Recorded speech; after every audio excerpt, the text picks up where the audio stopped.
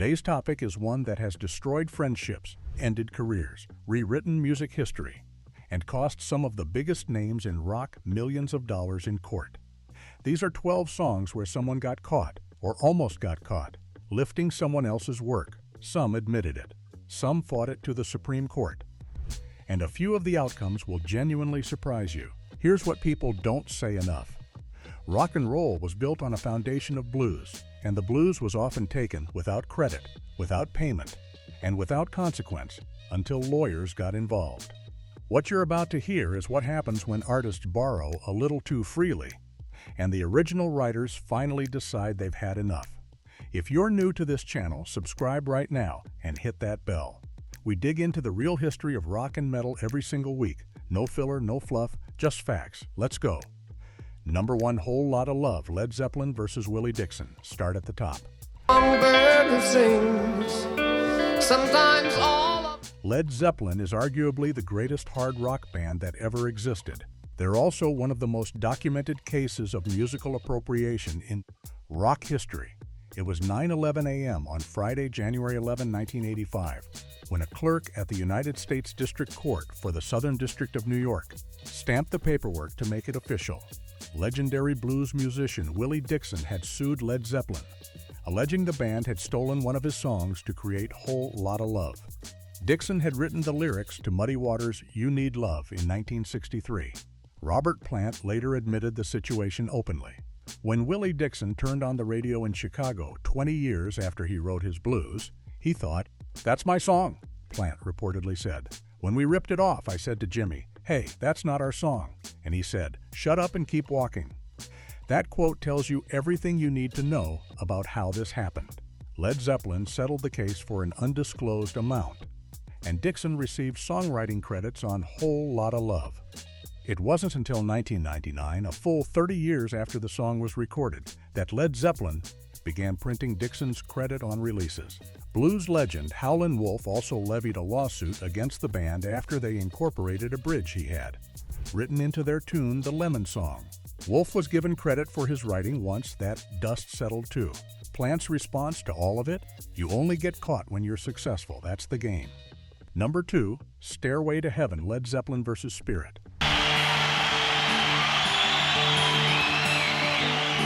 The same band, a different song, a different decade, and a battle that dragged on for 6 years and reached the highest courts in the United States.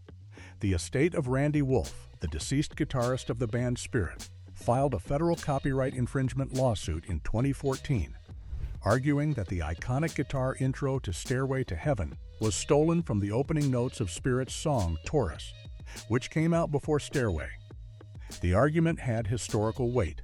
Led Zeppelin and Spirit had performed on the same bill in the early days of Zeppelin's career, which meant Page had access to Taurus. A Los Angeles jury determined in 2016 that the estate of Randy Wolf had not proved that the hard rockers lifted the song's intro from Spirit's 1968 instrumental.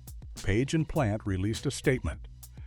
"We are grateful for the jury's conscientious service and pleased that it has ruled in our favor, putting to rest questions about the origins of Stairway to Heaven and confirming what we have known for 45 years. The decision was upheld by the Ninth Circuit Court of Appeals in March 2020, and on October 5th of that year, the Supreme Court of the United States declined to hear the case, officially putting the matter to rest. Led Zeppelin won this one, but the fight took 6 years, and the shadow of it never fully lifted. Number 3, My Sweet Lord, George Harrison versus Bright Tunes, The Chiffons. This is the case that introduced the concept of subconscious plagiarism to the music industry, and it is still cited in copyright law today. On February 10, 1971, Bright Tunes Music sued George Harrison for copyright infringement, claiming that My Sweet Lord was too close to the 1963 Chiffons hit, He's So Fine.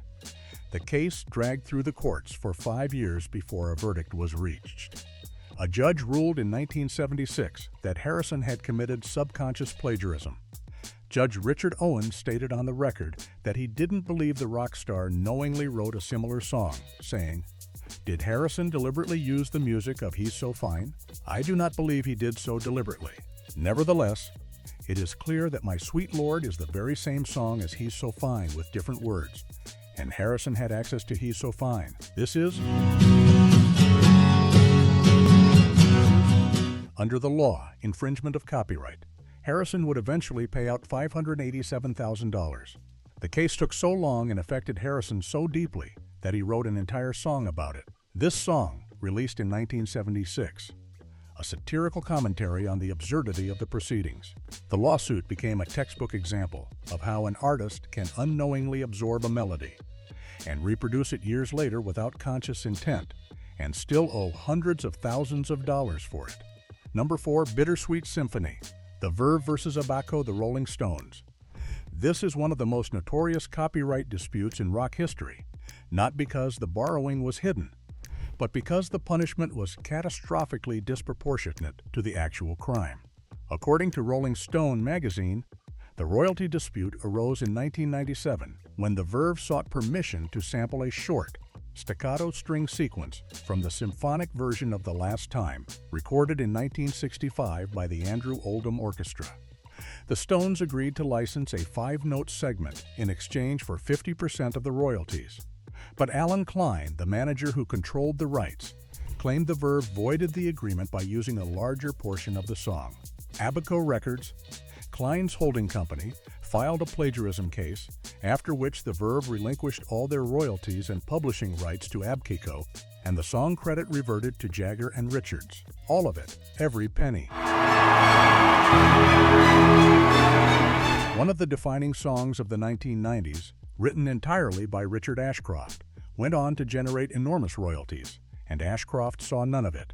The Verve also endured a second lawsuit in 1999 from Andrew Loog Oldham, another former Stones manager, paying out $1. $7 million in mechanical royalties. The situation stood for 22 years before Mick Jagger and Keith Richards voluntarily signed the rights back over to Ashcroft in 2019. He announced it at the Ivor Novello Awards, saying, Mick Jagger and Keith Richards signed over all their publishing for Bittersweet Symphony, which was a truly kind and magnanimous thing for them to do. 22 years, 0 royalties.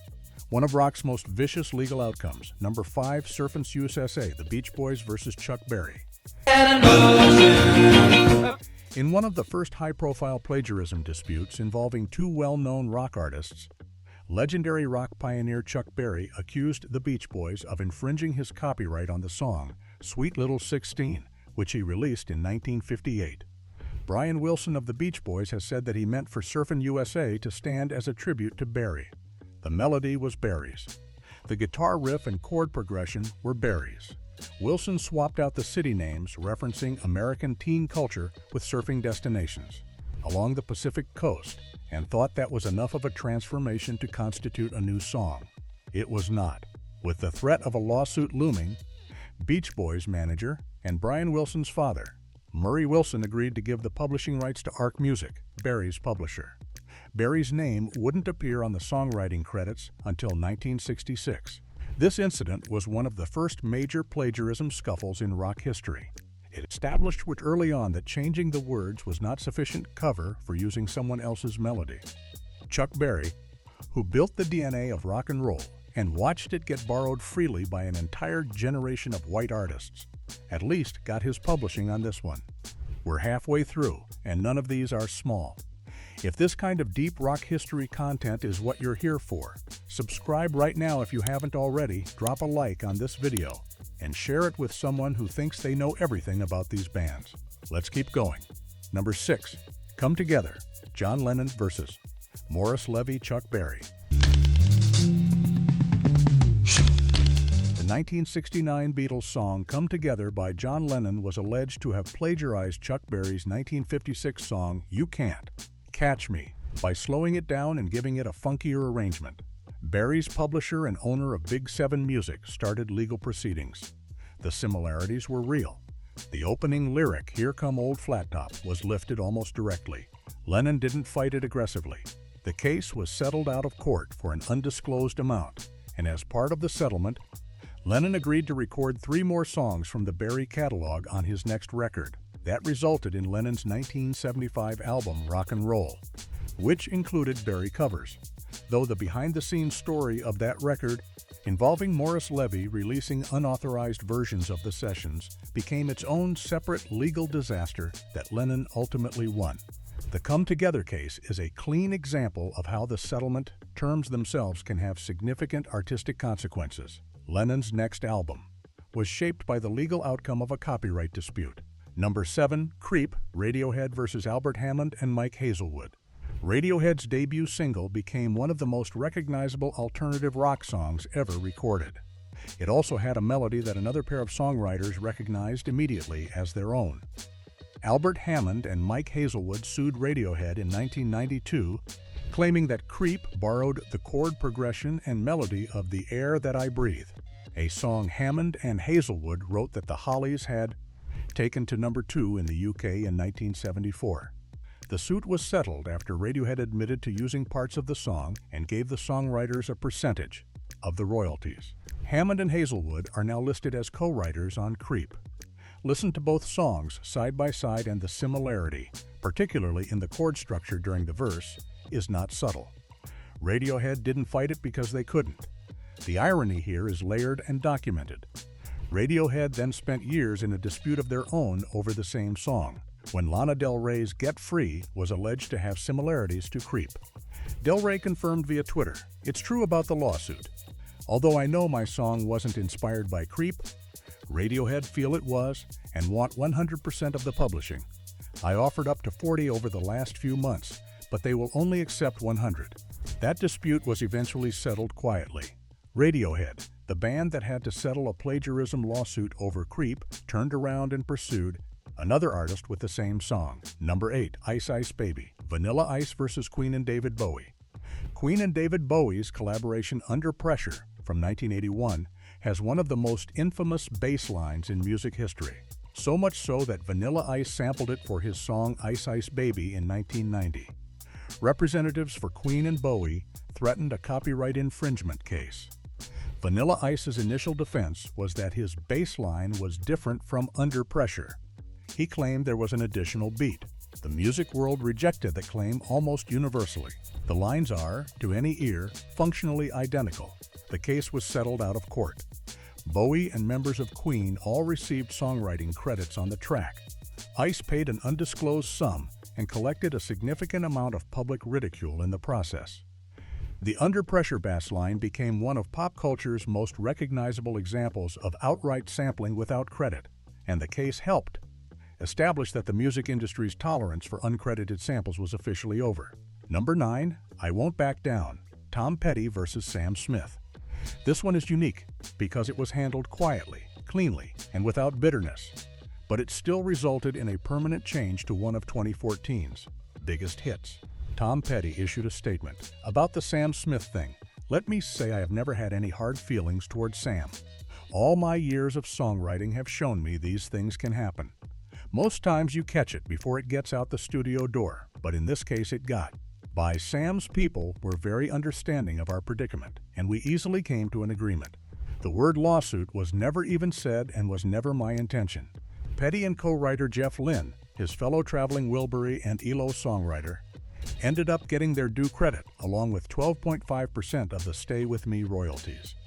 The similarity between the chorus of Stay With Me and Petty's 1989 song, I Won't Back Down, is real. Sam Smith's team acknowledged it as a complete coincidence and acted immediately. No court date, no ugliness. Both parties moved on. Petty, notably, was famously relaxed about artists borrowing from his catalog. He didn't sue the Red Hot Chili Peppers when Danny California sounded like Mary Jane. "Last Dance," he told Rolling Stone, "I seriously doubt that there is any negative intent there, and a lot of rock and roll songs sound alike." Ask Chuck Berry. The Sam Smith case was the exception, because his co-writer Jeff Lynne had a stake in it too, and that changes the calculus. Number 10, Ghostbusters, Ray Parker Jr. versus Huey Lewis. Ray Parker Jr.'s Ghostbusters, from the movie of the same title, was among the top 10 songs of 1984. Huey Lewis sued him over the song's resemblance to I Want a New Drug, a song released earlier the same year. Parker settled out of court for a confidential sum. The context makes this even more pointed. According to Premiere magazine, the producers of Ghostbusters had used I Want a New Drug as a temp track in certain scenes, including one that was sent to Parker as creative. Direction. So the production team effectively gave Parker a Huey Lewis song as the reference point, and then Lewis sued Parker for the result. The settlement included a strict confidentiality clause. Then, in 2001, Huey Lewis broke that clause in a VH1 interview, stating that what had bothered him most was that the film industry had bought the song despite him telling them it wasn't for sale. Parker sued Lewis for breaching the confidentiality clause, so the lawsuit produced a second lawsuit. Rock and roll legal history is rarely clean. Number 11, The Old Man Down the Road, John Fogerty versus John Fogerty. This is the most bizarre case on this list, and possibly the most bizarre copyright case in the history of popular music. Fantasy Records owner Saul Zaentz sued Fogerty for $144 million, claiming that his solo hit, The Old Man Down the Road, was a ripoff of the CCR song Run Through the Jungle. Both songs were written by John Fogerty. Fantasy owned the rights to the CCR catalog. They claimed Fogerty had plagiarized himself. Fogerty prevailed after he reportedly brought his guitar to the witness stand and played both songs for the judge, convincing the court the tracks were different compositions. He won, but he spent years of his life and enormous sums of money defending the right to sound like himself. His efforts to recover the $3 million he had spent on legal fees reached the United States Supreme Court in 1993. The collateral damage was devastating on a personal level. The fight led to a decades-long rift among former bandmates who took opposing sides. Fogerty was still estranged from his brother and fellow CCR member Tom Fogerty over the issue when Tom died in 1990. A lawsuit over whether you sound too much like yourself cost him his brother. Number 12, Creep Chain, Radiohead and the Recursive Lawsuit. We close with the most structurally bizarre entry on this list because it isn't one lawsuit, it's a chain. Radiohead's Creep was settled with Hammond and Hazelwood, who now hold co-writing credits. Radiohead then pursued Lana Del Rey for Get Free. Del Rey confirmed the dispute publicly, saying Radiohead's lawyers were relentless and were demanding 100% of the publishing. She had offered 40%, and they refused. That dispute was eventually settled quietly in 2018, with Del Rey announcing it from the stage during a concert. What makes this the perfect closing entry is the layers. A song gets sued for plagiarism. The songwriters who sued are added to the credits. The band that was sued then sues another artist with the same song. And the artist they sued then settles, meaning Radiohead, who now share Creep with Hammond and Hazelwood, walk away with publishing from a chain of copyright disputes that stretches from 1972 to 2018. Ironically, Radiohead themselves had been accused of plagiarizing what became their signature song. The music industry is a cycle. Someone takes from someone else, gets caught, pays up, and then does it again.